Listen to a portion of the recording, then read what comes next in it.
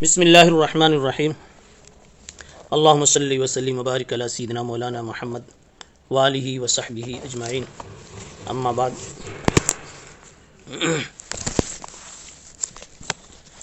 باب به قال حدثنا مسدد قال حدثنا اسماعیل قال اخبرنا التیمی عن ابی عثمان عن اسامۃ عن النبی صلی اللہ علیہ وسلم قال قمت على باب الجنہ فكان عامة من دخلها المساكين وأصحاب الجد محبوسون غير أن أصحاب النار قد أمر بهم إلى النار وقمت على باب النار فإذا عامة من دخلها النساء.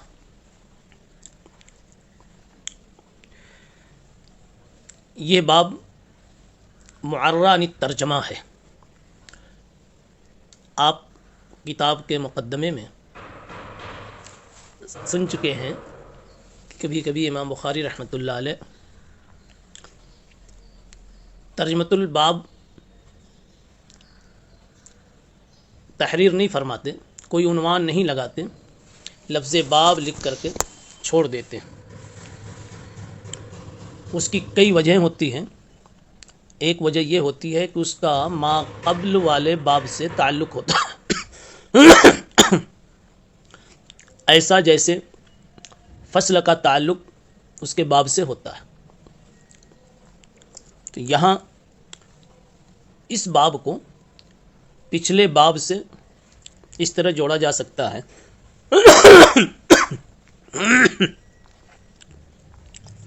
کہ پچھلے باب میں عورت کو ایک حکم دیا گیا تھا، شوہر کی اجازت کے بغیر گھر میں کسی کو نہ آنے دیں. یہ جو نہی آئی عورت کے لیے، بسا اوقات ایسا ہوتا ہے، بارہا ایسا ہوتا ہے، عورتیں اس نہی پر پوری نہیں اترتی، ان کی طرف سے لاپرواہیاں پائی جاتی ہیں.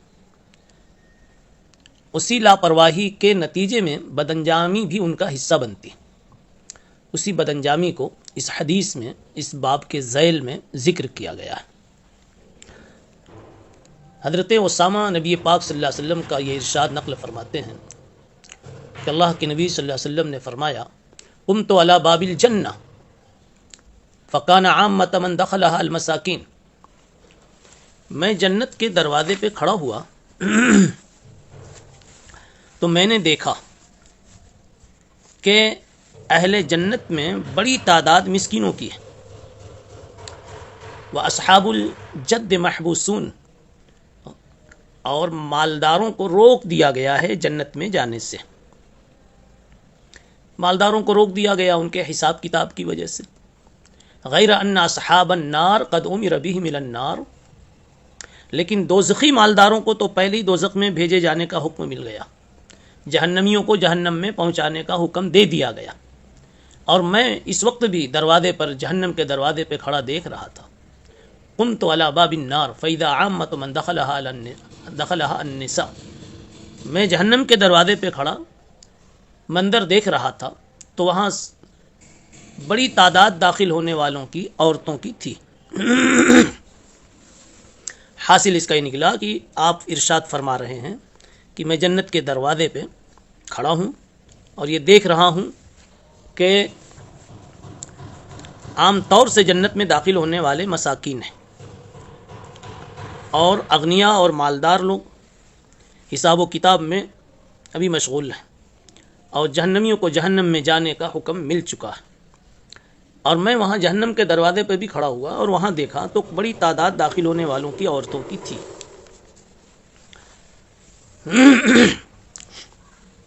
پہلی بات تو یہ معلوم ہوئی کہ جنت میں بڑی تعداد مسکینوں کی ہوگی، دنیا میں جنہوں نے غربت میں، فاقے میں، قسم پرسی میں، پریشانیوں میں اپنا وقت گزارا ہوگا. ایسوں پر اللہ کو خصوصی رحم آئے گا اور ان کو جنت کا داخلہ کثرت سے نصیب فرمائیں گے. رہ گئے مالدار، تو دنیا میں انہوں نے چونکہ اپنے مال کی بنیاد پر بہت عیش کیا ہے، ان کا حساب کتاب باقی ہوگا، کتنا اپنے عیش میں لگایا ہے اور کتنا اللہ کے نام پہ لگایا، مخلوق کی خدمت میں لگایا، اور کہاں سے حاصل کیا اور کہاں پہ لگایا. ابھی ان کے حساب کتاب باقی ہوں گے. اس لیے یہاں دوسری بات یہ بیان کی گئی کہ مالدار تو اپنے حساب میں مشغول ہوں گے. اور تیسری بات یہ بتائی گئی کہ جہنمی لوگ جن کے جہنمی ہونے کا فیصلہ ہو چکا ہوگا تو ایسے لوگ جہنم میں داخل کیے جا رہے ہوں گے. آپ نے فرمایا کہ میں نے یہ دیکھا وہاں پر کہ جانے والے جہنم میں جو لوگ ہیں ان میں عورتوں کی تعداد زیادہ ہے. عورتوں کی تعداد زیادہ کیوں ہوگی؟ اس جگہ اس باب کو لا کر امام بخاری رحمۃ اللہ علیہ سے نے اشارہ دیا، بلکہ ان کے صنیع سے یہ بات سمجھ میں آتی ہے کہ چونکہ عورتوں سے شوہر کے گھر وغیرہ کے سلسلے میں، اس کے مال وغیرہ کے سلسلے میں بسا اوقات بے احتیاطیاں ہو جاتی ہیں.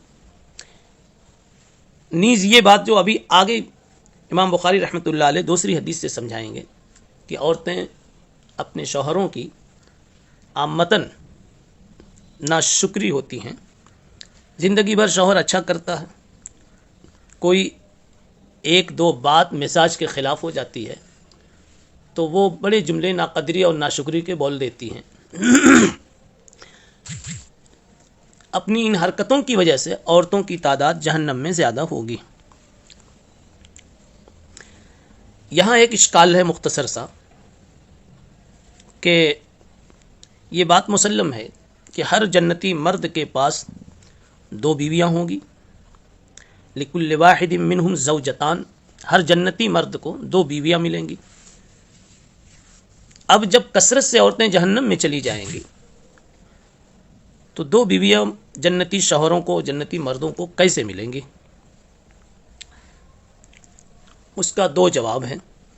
ایک جواب تو یہ ہے کہ لکل امرئ منہم زوجتان کے آگے بڑھا لیا جائے من الحور العین.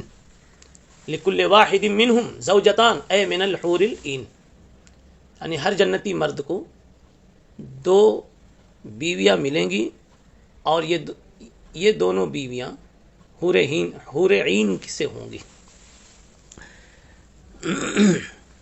دوسرا جواب اس کا یہ ہے کہ ابتداءً عورتیں جہنم میں زیادہ ہوں گی، پھر وہاں کی سزا مکمل ہونے کے بعد جب جنت میں آئے گی تو ہر جنتی کو 2 عورتیں عطا کی جائیں گی. یعنی جہنم میں تو جائیں گی لیکن وہاں سزا بھگتنے کے بعد پھر جب ان عورتوں کو جنت میں داخل کیا جائے گا تو اب چونکہ بڑی تعداد ہوگی تو ہر جنتی مرد کو 2 عورتیں عطا کی جائیں گی. باب کفران العشیر وهو الزوج وهو الخلیط من المعاشرتی. اس عنوان کا حاصل ہے کفران العشیر، شوہر کی ناشکری کرنا. عشیر سے مراد شوہر ہے.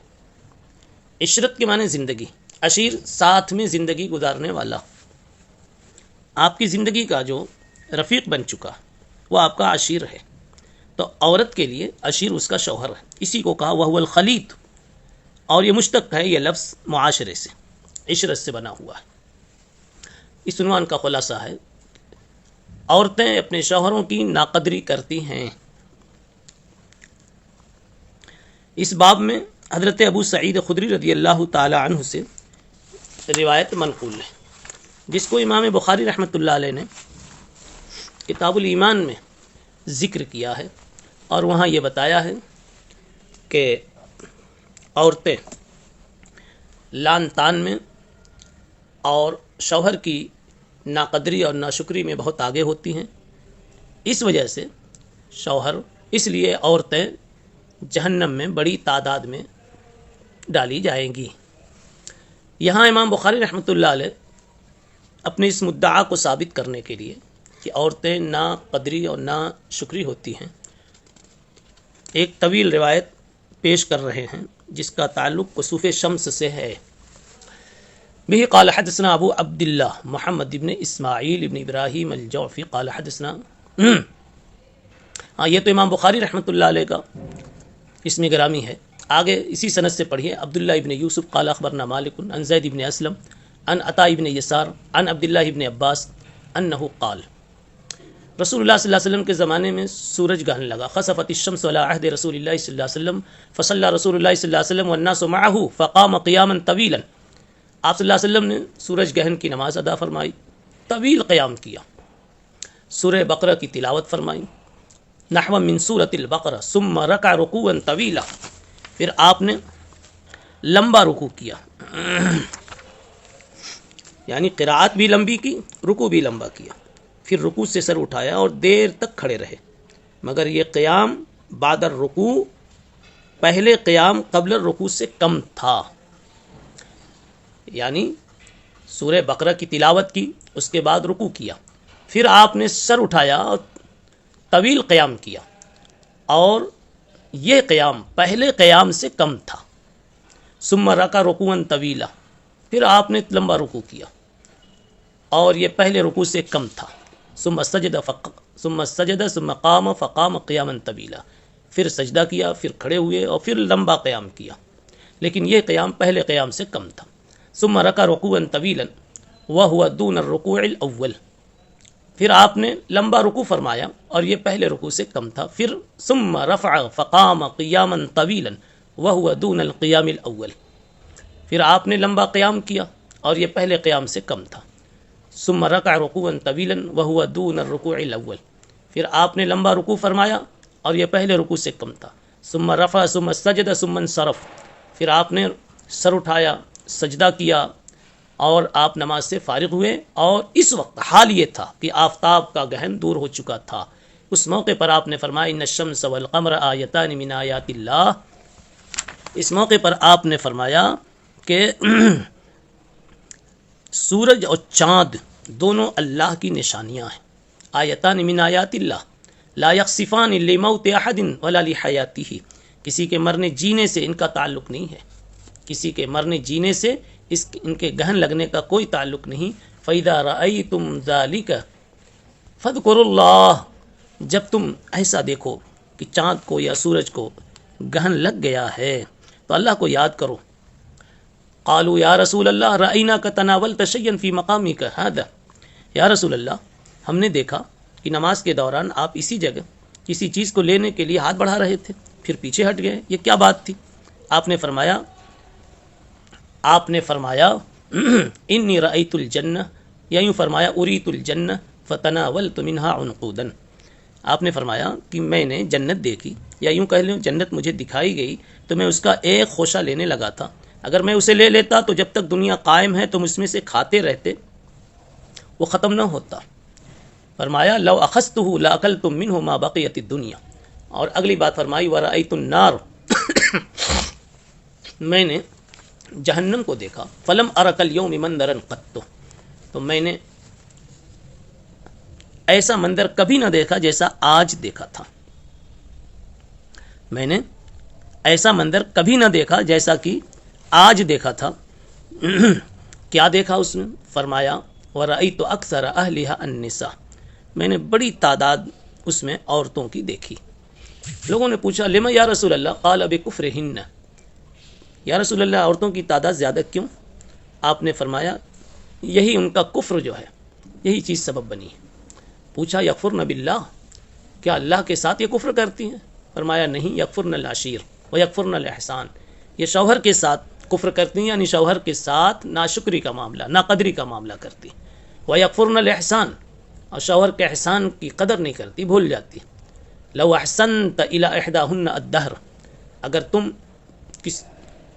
ایک خاتون کے ساتھ, اپنی بیوی کے ساتھ پوری زندگی احسان کرو, ثم رأت منک شیئا, پھر وہ تمہاری طرف سے کوئی ناگوار چیز دیکھ لے, قالت ما رأیت منک خیرا قط, تو وہ بول پڑے گی کہ میں نے تمہاری طرف سے کبھی کوئی بھلائی نہیں پائی. اگلی روایت ہے بہی قال حدثنا عثمان بن الحیثم قال حدثنا عوف عن ابی رجاء عن عمران عن النبي صلی اللہ علیہ وسلم قال اطلعت في الجنة فرأيت اكثر اهلها الفقراء واطلعت في النار فرأيت اكثر اهلها النساء. امام بخاری رحمۃ اللہ علیہ نے یہاں جو کچھ بھی لکھا ہے مقصد یہ ہے کہ شوہر کی نافرمانی اور ناقدری ناشکری یہ ایک امر ممنوع ہے. یہی وجہ ہے کہ عورتیں جہنم میں زیادہ تعداد میں جائیں گی. امام بخاری علیہ رحمہ یہاں جو حدیث پیش کر چکے اس کے آخر میں ہے کہ میں نے جہنم کو دیکھا کہ اس میں عورتوں کی اکثریت تھے. صحابہ نے اس کی وجہ پوچھی تو فرمایا بکفرہن، ان کے کفر کی وجہ سے. صحابہ نے پھر پوچھا یکفرن باللہ، کہ اللہ کا انکار کرتی ہیں؟ تو آپ نے فرمایا یکفرن العشیر و یکفرن الاحسان، اللہ کا کفر، اللہ کے ساتھ تو کفر نہیں کرتی لیکن شوہر کے ساتھ کفر کی سی حرکتیں کرتی، ناقدری کرتی. اگر زندگی بھر کی کوئی اپنی بیوی کے ساتھ اچھا کرے اور پھر کوئی ایک بات خلاف طبع دیکھ لے تو وہ یہی بول پڑتی ہے کہ میں نے کبھی ان کے ہاں خیر کی کوئی چیز دیکھی ہی نہیں، اور یہی ناشکری ان کے جہنم میں جانے کا بڑا سبب ہے. اس موقع پر علامہ انور شاہ کشمیری رحمۃ اللہ علیہ نے ایک بات فرمائی ہے. فرماتے ہیں کہ جہنم میں عورتوں کی کثرت کا یہ مشاہدہ جو آپ صلی اللہ علیہ وسلم نے فرمایا کہ کثیر تعداد میں عورتوں کو دیکھا، یہ کلیہ نہیں ہے بلکہ ایک جزئی مشاہدہ ہے. یعنی جس وقت آپ نے مشاہدہ فرمایا اس وقت عورتوں کی کثرت تھی، اس سے یہ لازم نہیں آتا کہ جہنم میں ہمیشہ عورتوں کی کثرت ہی ہوگی. یہ بڑی خوبصورت بات ہو گئی، عورتوں کے لیے قابل تسلی بات ہو گئی. شاہ صاحب فرماتے ہیں مشاہدہ کلیہ نہیں ہے بلکہ مشاہدہ جزیہ ہے. سبحان اللہ بحمدہ، سبحان اللہ.